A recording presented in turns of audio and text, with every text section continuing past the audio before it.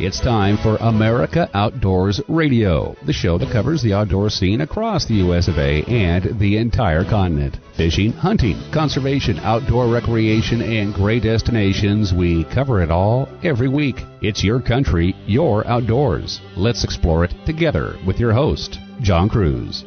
Welcome aboard ICAST, that huge trade show for the sport fishing industry just wrapped up in Orlando, Florida. Another very successful event put on by the American Sport Fishing Association, and we're going to share which of the 900 new products were given the Best of awards in their particular categories and go in depth on a couple of these too, to include a conversation with Nathan Ragsdale with Pure Fishing about the new Berkley Slobber Knocker lure, a bladed jig with a unique name that looks to be a bass catching machine. We'll also chat with the improbable Best of Show winner, Brian McKinnon. Brian is the CEO of Packback, a small startup cooler company based in Anchorage, Alaska, and his Packback P88 combo cooler, combining a cooler, work table, and battery-powered vacuum sealer, is one innovative invention that will allow you to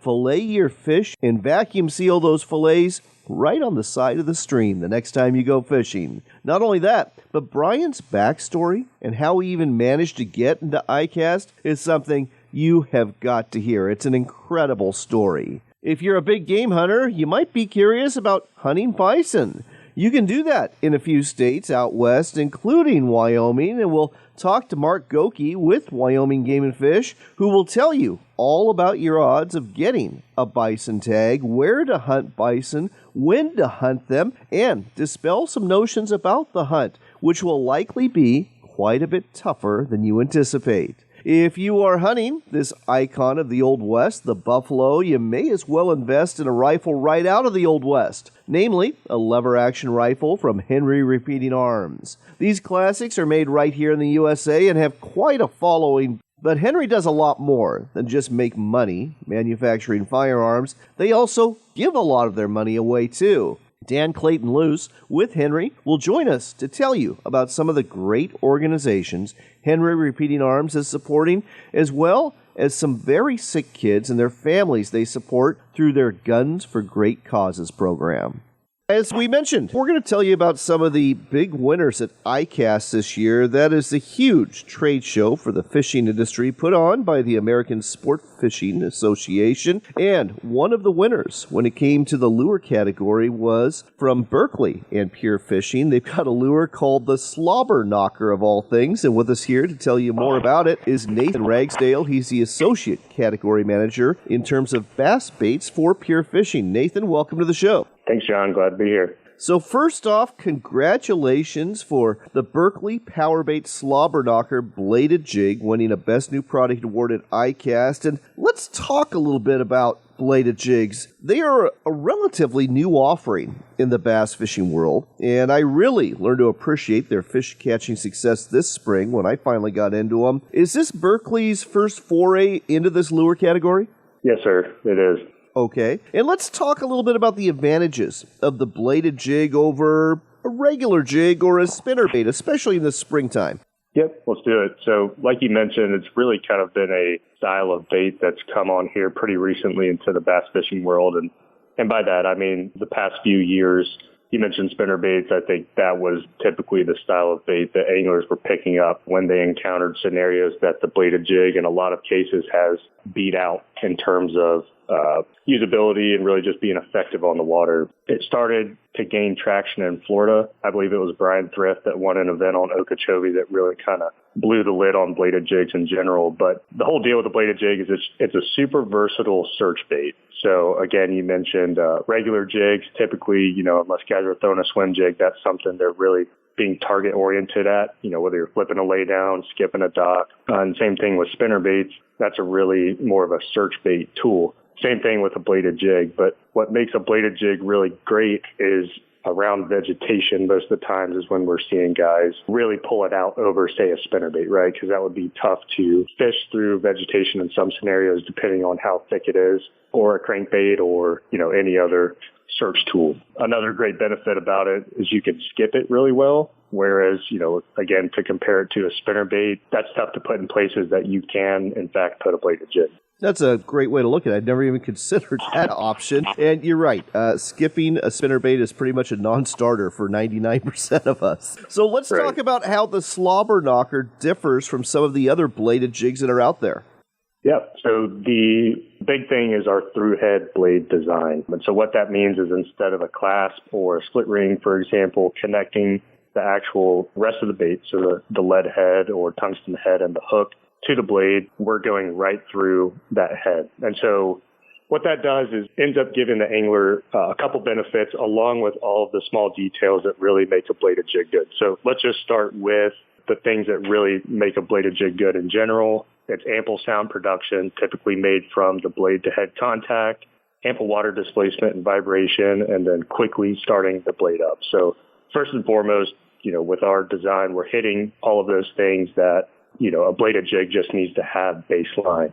So on top of that through head blade design is going to allow the slobber knocker to come through cover better, in specifically hard cover. So we talked about, bladed jigs in general being really great in vegetation. Sometimes you need to rip it hard to clear the bait and shed that vegetation. But in general, you can typically get bladed jigs through hydrilla or milfoil or lily pads pretty decently. When it comes to hard cover like a laydown or buckbrush or anything of that nature, not so much the case. So what the through head blade design allows is, again, there's no clasp or split ring attaching the blade, so you really have more of a continuous surface from your line tie down the surface of the blade and then translating to the head and down the shank of the hook. So when it comes to vegetation, sometimes, like a long piece of hydrilla would wrap itself around a clasp or split ring. Not the case here. You're really not bringing in a lot of vegetation with the slobber knocker. And again, the hardcover piece, being from South Carolina and Georgia, fishing more hardcover, that's what I personally am super excited about. You can really feather this thing through laydowns really well because the through head blade design is basically a free hinge.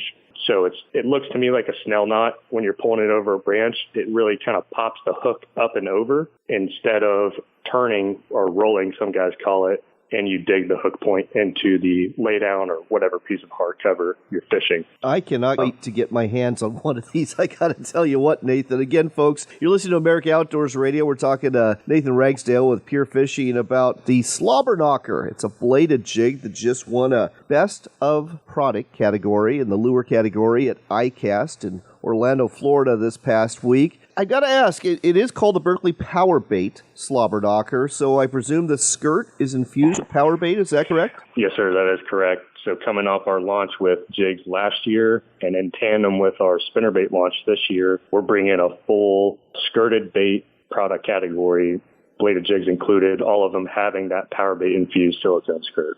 Let me ask you a question. My fishing buddy and I have debated this. When you take it out of the package, obviously the scent, I presume, is going to be the strongest, but how long does it last on like a bladed jig like the slobber knocker? How long is it effective?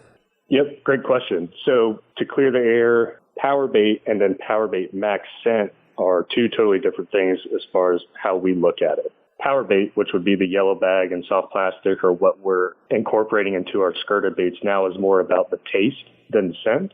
So max scent, the power bait max scent, is really the product line that's dispersing scent.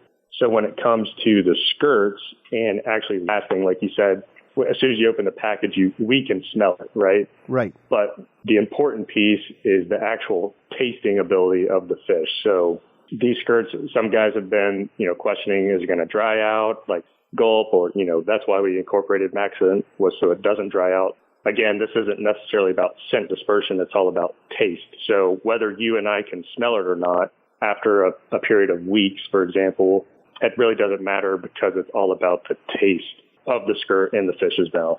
I'm glad I asked that question. I think a lot of our listeners just learned something there. All right, got to ask the name, the slobber knocker. Who came up with this and why? So it was a group effort. As far as development goes, we've got our great R&D teams at the Berkeley Labs, our pros, and then just the general marketing team, right? So the formula for the name came from people if you catch a big fish, a lot of us will refer to it as a slob, right? Right. And then the blade to head contact part of a bladed jig that's super key is the knocking piece. So you put slob and knock together, we had slobber knocker. Well, it's definitely a unique name. It's obviously going to be a great fish-catching lure. When will it be available, and what's the MSRP? So it'll be available in September in 2 sizes and 12 colors, and it'll retail for $13.99. The slobber knocker, if you're a bass angler, you're going to want to add this to your tackle arsenal. Look for it in September at quality sporting goods stores and stock up on what promises to be a great lure to catch fish. Nathan, thanks so much for sharing this with us. Congratulations again from all of us at America Outdoors Radio. Thanks, John. Appreciate it.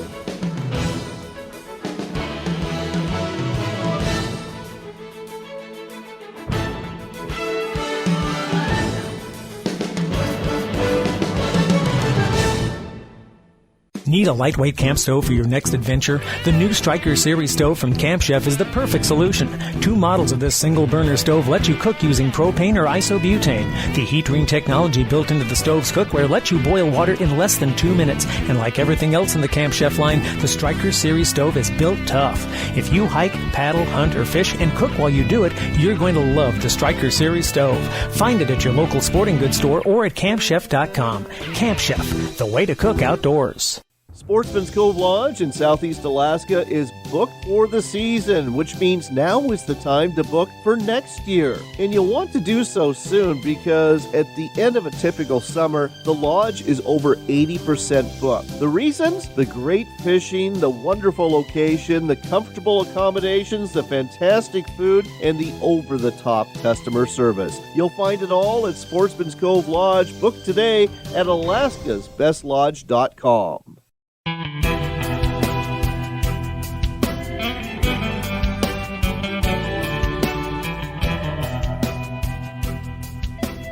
You're back in with America Outdoors Radio. I'm John Cruz. You know, there's a small handful of states that actually allow you to hunt for bison or buffalo. They're all in the West, and one of them, perhaps the most popular one, is the state of Wyoming. And non-residents can actually apply for a chance to hunt here, too. With us here to tell you more about hunting bison in the Cowboy State is Mark Goke, a public information specialist for Wyoming Game and Fish. Mark, welcome to the show.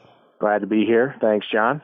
So you've got a couple of YouTube videos on your website that are really great information for people who are lucky enough to draw a bison tag. And I guess I want to start off with that. How many bison hunting permits are issued each year in Wyoming, and how many folks, broken down by residents and non-residents, typically apply?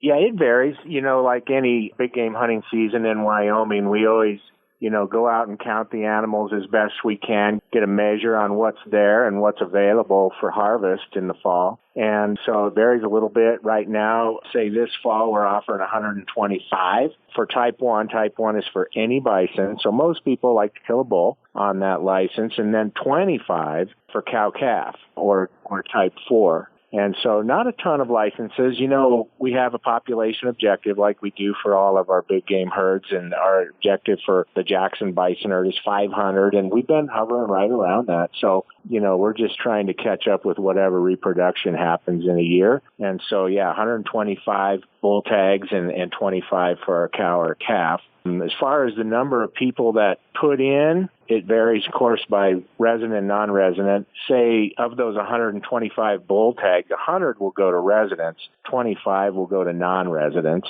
And, we had 482 non-resident applicants for those 25 lights, so 5% dry knot. In that case, for the non-residents. For residents, a lot more applicants, over 1,000, and we had 9% dry knot in those bull tags for the residents. Actually, better odds than I expected. A little bit, yeah. I mean, it's better than some of the hunt areas for elk and antelope in those really highly sought-after hunt areas, so not too bad. All right, so let's say you are lucky enough to draw a bison tag. Where in the state do these hunts take place?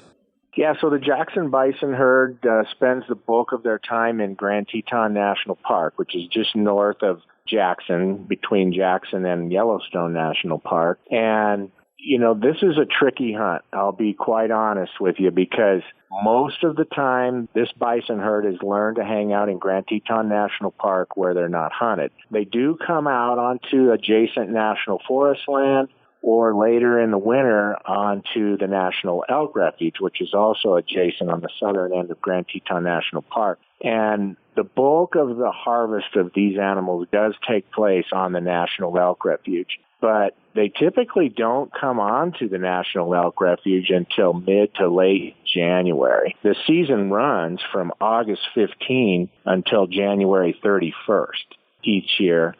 And I tell you, we've been having milder winters like most places, and they've really figured out that, they can hang out in Grand Teton National Park longer and longer into the winter. And, when they get deep enough snows here, then they tend to move on to the National Elk Refuge, which is traditional winter range. And it just seems later and later. And so, boy, I tell you, for the people who have these bison tags, they're off limits for much of the hunting season until the very end. And there's a lot of hand-wringing, about are these bison going to come over onto the National Elk Refuge? And like I say, a lot of times it's the last couple of weeks, or even later of that hunting season. And so it's tough. It's a situation where it really helps to be available when they cross the line, when they cross over into an open hunt area. And so there's obviously an advantage for people who are local and can respond quickly and get there when those bison move on to the open hunt area. Very interesting, and that really puts the whole hunt in perspective, too. Now, I understand you can hunt on the National Elk Refuge, but there's a couple of more hoops you have to jump through. You just can't walk on there with your bison tag, can you? Yeah, exactly. You do need to get an access permit for the National Elk Refuge to hunt bison there and elk, because we hunt elk there as well in the fall. And that's done through the Wyoming Game and Fish Department's website through our program called Access Yes. And most of the permits go to hunter management areas on private land through that Access Yes program, but we set one up specifically for the National Elk Refuge. It's a hunter management area to its own, and both elk hunters and bison hunters apply for an access permit to the National Elk Refuge for either of those. One other question I want to ask you, how hard is bison hunting? I mean, you see them at Yellowstone. They walk right next to your car. Same with Grand Teton. Are they pretty easy to hunt or not? Well, I think that's one of the misconceptions about bison is most people's exposure to them is on a summer vacation or whatever. And you're right. They can be very docile and right next to the road, and it looks like, wow, this would be an easy hunt. But, they're not dumb at all, and they know, where they're hunted and where they're not, and they stay in the areas where they're not hunted, of course, as long as possible. And then when the winter really drives them down into, the National Elk Refuge, where most of our harvest takes place, they can be wily, too. And it's no gimme, for sure. Like our success rates, for instance, for bulls is about 60%. And for cows, it's about 40%. And so some of the bulls get taken on national forest lands. It's a little hillier, rougher terrain. The cows and calves tend to stay on the valley floor a little more. And so that's why probably that success rate is a little bit lower for cows and calves than, say, bulls. One other question for you. I know that non-residents often have to use guides in the state of Wyoming if they're hunting big game. Does that apply for bison as well? You do not have to have an outfitter or guide to hunt bison. You can certainly do it on your own, and many people do. It's nice, I will say, because the outfitters are keeping a pretty close eye on when those bison are becoming available. It can be a good source of information, for those hunters that are their clients. And then, of course, when you get them down on the ground, that's when the real work starts, because, a bull is a 2,000-pound animal, and it's a major project to get them out of the field. And, of course, an outfitter guide can really be handy in that way as well. But it's not required. Plenty of people do it on their own. They have maybe their own horses, or not even bring along 3 or 4 of your buddies would have a strong back, and they can be pretty valuable, and you can definitely get a bison out all by yourself. Well, those would have to be very good friends to haul that much meat out, let's put it that way. We have got to go, but folks, if you want to find out more about applying for a tag to hunt bison in Wyoming and get some great information, once you do, go to the Wyoming Game and Fish website and just look for information on bison. There's all sorts of information there, in-depth YouTube videos. You'll get all the information you need about hunting bison in Wyoming. And by the way, there's lots of other great hunting opportunities there too. Mark, thanks so much for sharing this with us today on America Outdoors Radio. You bet. Thanks, John.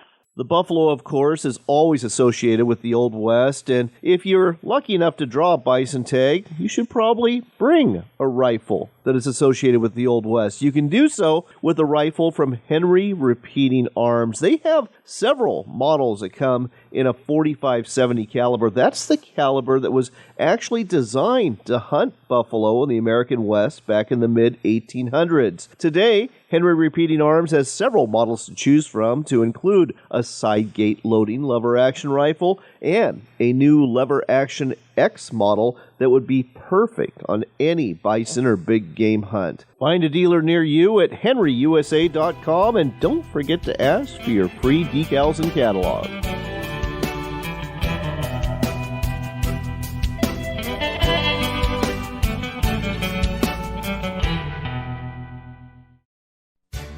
Hunt of a Lifetime is a nationwide nonprofit organization dedicated to providing hunting and fishing trips to youth 21 and under who suffer from life-threatening illnesses and disabilities. These adventures make big differences in the lives of those who participate in them, and in many cases are literally a dream come true that brings hope and therapy to their lives. Find out more, get involved, or donate today at huntofalifetime.org.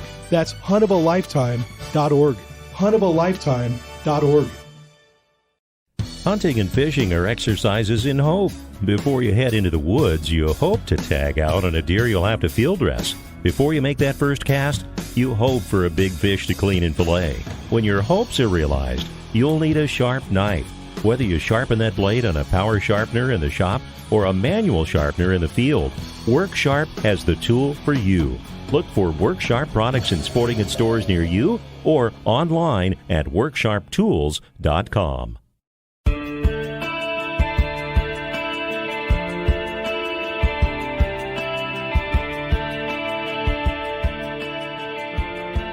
You're back in with America Outdoors Radio. I'm John Cruz. We continue to tell you about some of the innovative new products coming out of ICAST, that huge trade show in Orlando, Florida, put on by the American Sport Fishing Association every year. And now it's time to tell you about the very best product of all. It actually beat out 900 other products developed by teams of scientists and engineers and companies backed by millions of dollars. But this is an upstart company with an upstart product, the PackBack B88 combo, and we've got the CEO of this small company on the line, coming at us from Anchorage, Alaska, Brian McKinnon. Brian, congratulations. Thank you so much. It was a pleasure and definitely a life-changing experience. We didn't expect that we were going to win against all the big boys. Knew that we had a chance in the cooler industry just because my cooler got designed around the fact that I couldn't find what I needed in the field, and so I knew it was different. I knew that it was going to appeal to a lot of sports enthusiasts like me, fishers and hunters and people that just really like to get out into the woods. But I didn't think a little guy that got it, signed up 3 weeks before the show and got the cheapest possible area that we could get, going against, $1 million displays and live music and bars and stuff inside the expo was, I didn't think we were going to get best of show, but it just goes to prove that the sporting industry is so amazing, ICAST is so amazing, and the product spoke for itself. And I just love this David versus Goliath story as well. So why don't you start off by explaining to our listeners what the PackBack P88 MK combo is, because it's a lot more than just a cooler.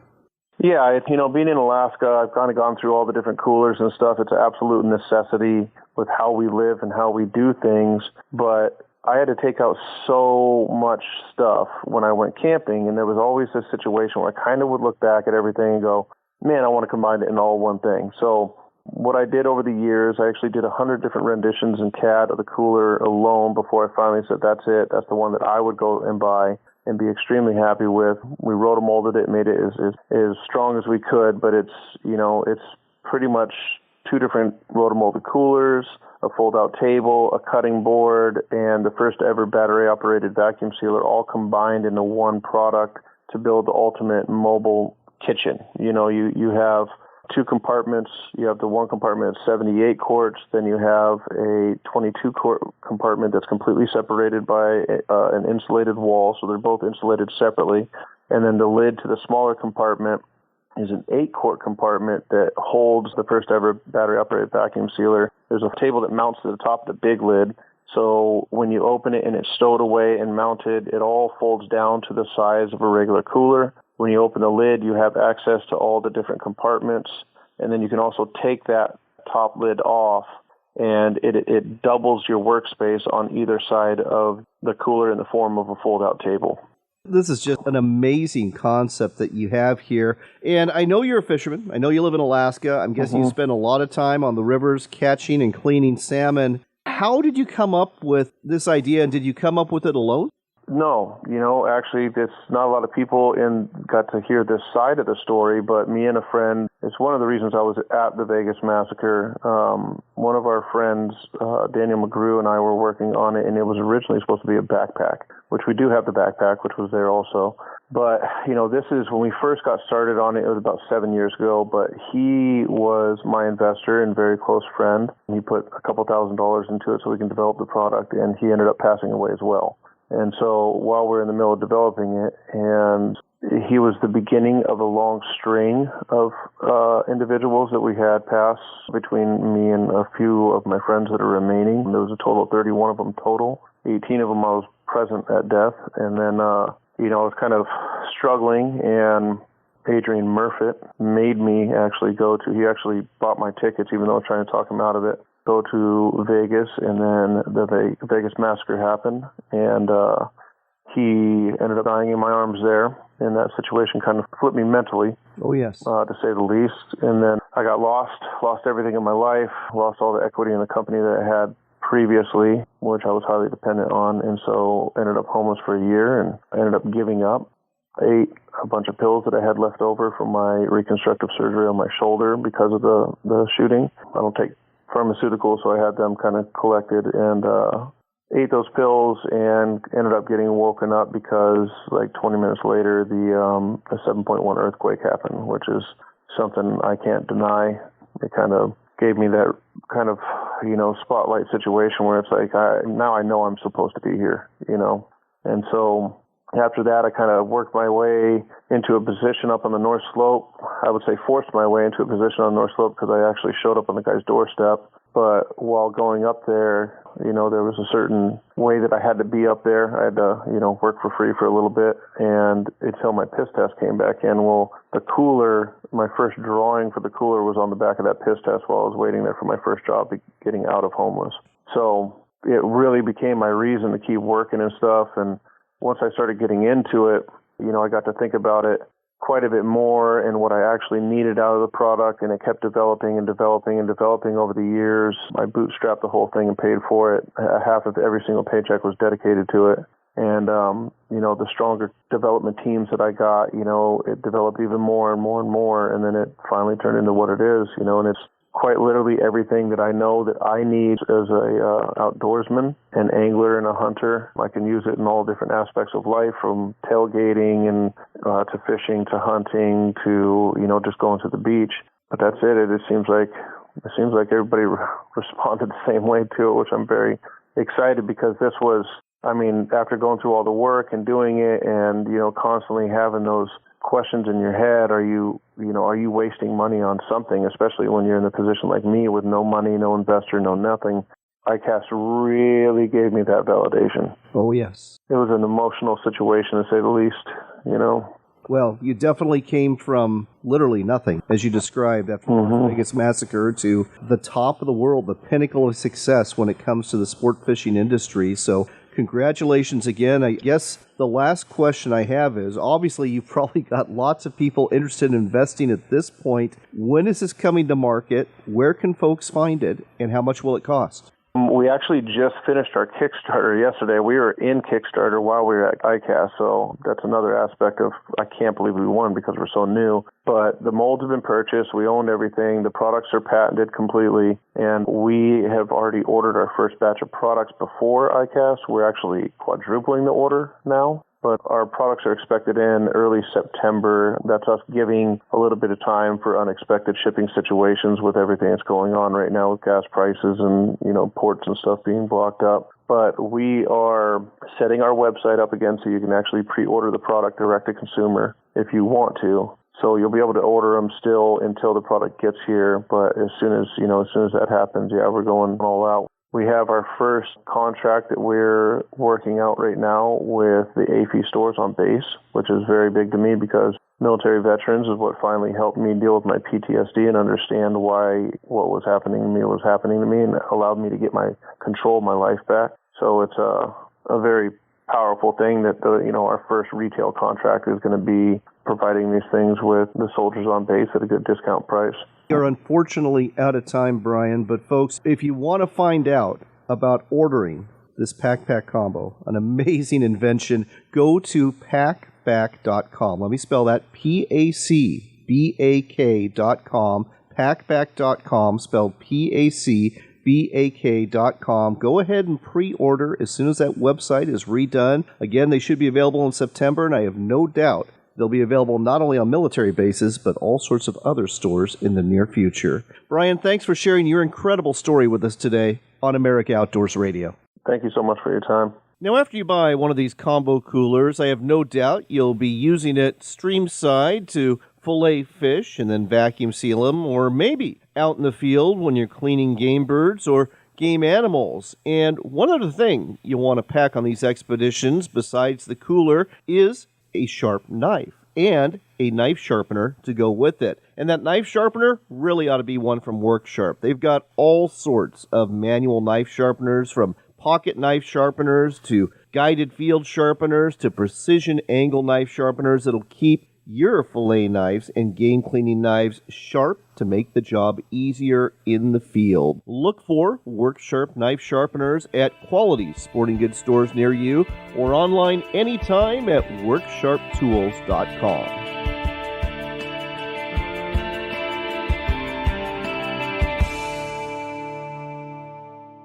Sportsman's Cove Lodge in Southeast Alaska is booked for the season, which means now is the time to book for next year. And you'll want to do so soon because at the end of a typical summer, the lodge is over 80% booked. The reasons? The great fishing, the wonderful location, the comfortable accommodations, the fantastic food, and the over-the-top customer service. You'll find it all at Sportsman's Cove Lodge. Book today at alaskasbestlodge.com. Ready to step up to a quality-built rifle or shotgun that's a true classic? Check out Henry Repeating Arms, American-made. There's over 200 models to choose from in a variety of finishes and calibers for hunters and target shooters. Many of these are lever-action models with a look right out of the Old West. Don't be deceived, though. Henry Repeating Arms are modern, rugged, accurate, reliable, and have a lifetime guarantee. Find out more and order a free catalog today at henryusa.com. That's henryusa.com. Hunt of a Lifetime is a nationwide nonprofit organization dedicated to providing hunting and fishing trips to youth 21 and under who suffer from life-threatening illnesses and disabilities. These adventures make big differences in the lives of those who participate in them, and in many cases are literally a dream come true that brings hope and therapy to their lives. Find out more, get involved, or donate today at huntofalifetime.org. That's huntofalifetime.org. huntofalifetime.org. Come explore the Dalles in Oregon for outdoors fun. Hike amongst the wildflowers, bike our riverfront trail, or visit the Gorge Discovery Center where you can enjoy a live raptor display, or even check out our National Neon Sign Museum. But don't forget the fishing. We've got salmon, steelhead, bass, walleye, and monster-sized sturgeon waiting just for you. When the day is done, tell those tall tales at one of our wineries, breweries, or restaurants and plan your next adventure. Find out more at explorethedalles.com.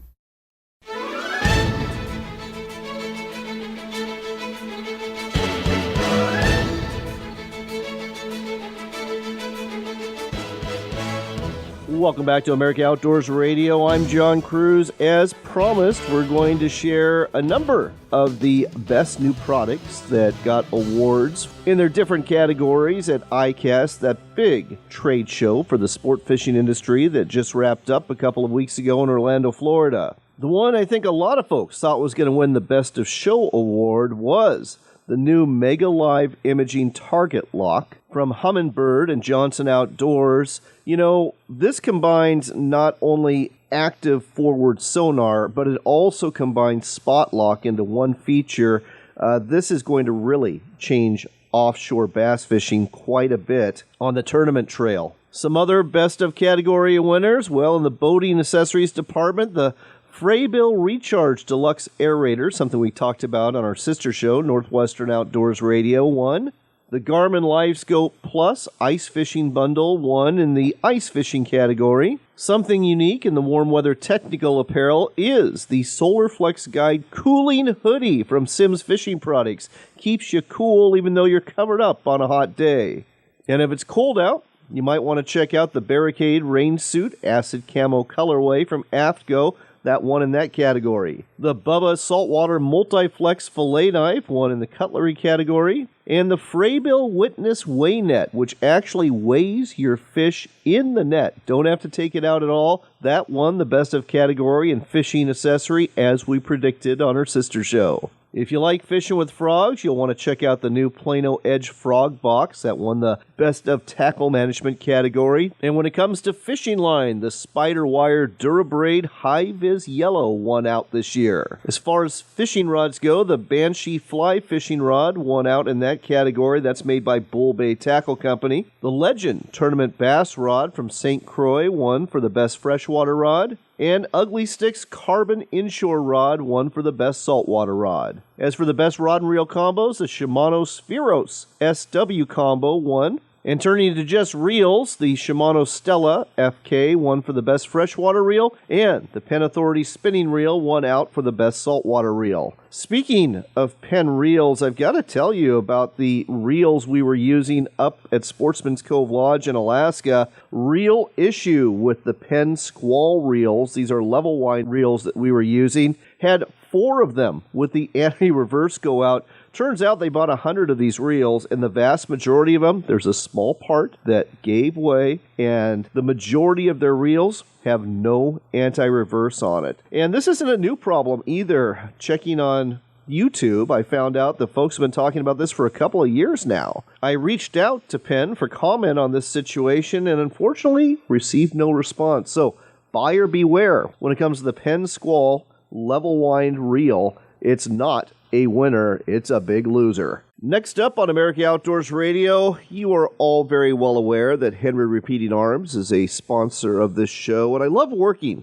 with them for a couple reasons. Number one, they make all their firearms right here in the USA, and number two, they go above and beyond and do some really great things for people and for conservation and for some of the establishments and organizations that I love. And with us here to tell you more about that is Dan Clayton Luce. He's the communications director for Henry Repeating Arms. Dan, welcome to the show. Thanks for having me back. Always a pleasure. Well, I just have to give you a big shout out about what's been going on recently with Henry Repeating Arms. Saw a press release last week where you donated $50,000 to the veterans of foreign wars. Tell our listeners more about that. Yeah, so this year we're celebrating our 25th anniversary, and a big part of that celebration is what we're calling a Silver Anniversary Pledge, which will be donating, when all is said and done, $1 million to the nonprofits and charities and organizations that we are proud to help support. So one of them you mentioned, the VFW, our company president was out there to donate a check to them. Before that, it was Tunnel to Towers, and our CEO presented a check to their CEO. And then next up, I believe we'll be at the American Legion National Convention, donating some money to them. And yeah, so just kind of spanning a bunch of different categories, from children's hospitals to Second Amendment organizations to wildlife and habitat conservation, these constituencies that we kind of hold dear to us as a company. You don't have to do this, and most firearms companies, as a matter of fact, most companies, period, don't do this sort of thing because the focus is always on the bottom line. It's always on profit. But the fact that your company has a heart, so to speak, to do this and to share your profits with some of these great organizations, it's really impressive. And does this go back to the CEO, Anthony Imperato?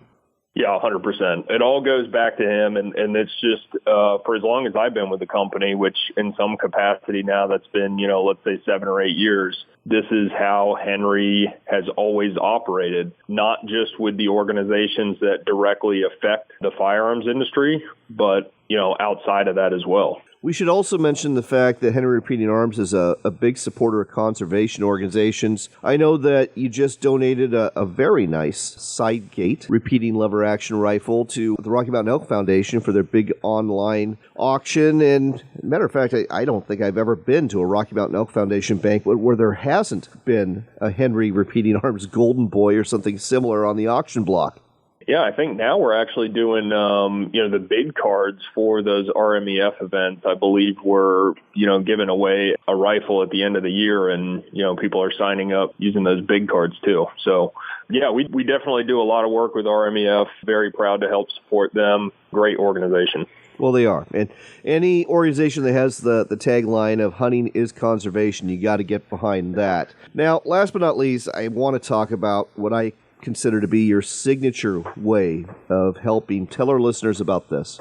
Yeah, so Guns for Great Causes kind of encompasses, everything that we've talked about here. You could consider the silver anniversary pledge a part of Guns for Great Causes. It's basically, what we refer to as the charitable branch of the company. But I think the campaigns that kind of gave it its name are these campaigns that we've done to raise funds for the families of individual sick children. Those are kind of the most heartwarming stories, I guess. And yeah, a family will reach out to, 99% of the time they're reaching out directly to our CEO. And, it's a kid that's going through, just an unthinkably rough time with cancer treatments or, some rare disease or something like that. And then we do what we do best, which is build guns. We'll do some engraving on them and then, donate all those and sell them or auction them off to raise funds and then hand over all those profits to the family to help with medical expenses.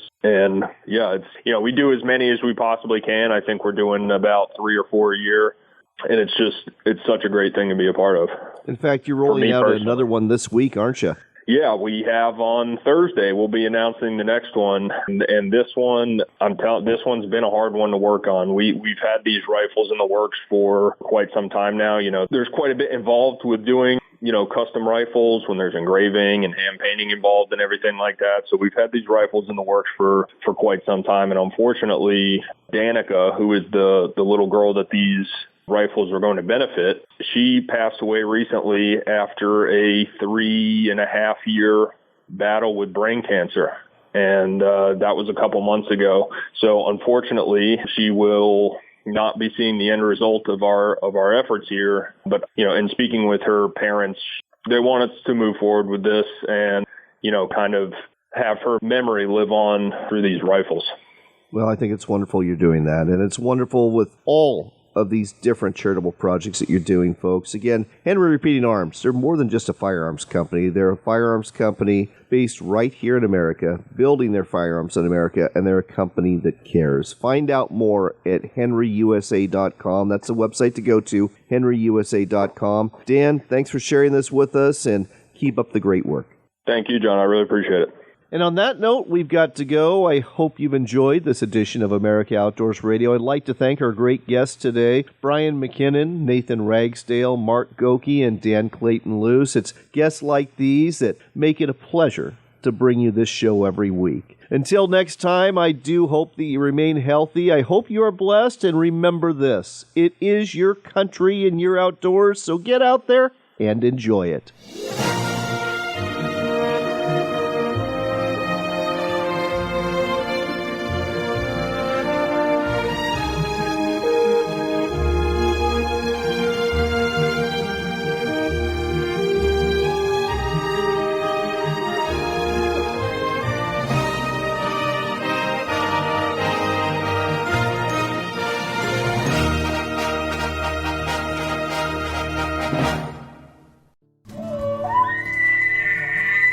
Country hunters and anglers. You may have heard of us, but what are we about? BHA is the voice for your wild public lands, waters, and wildlife.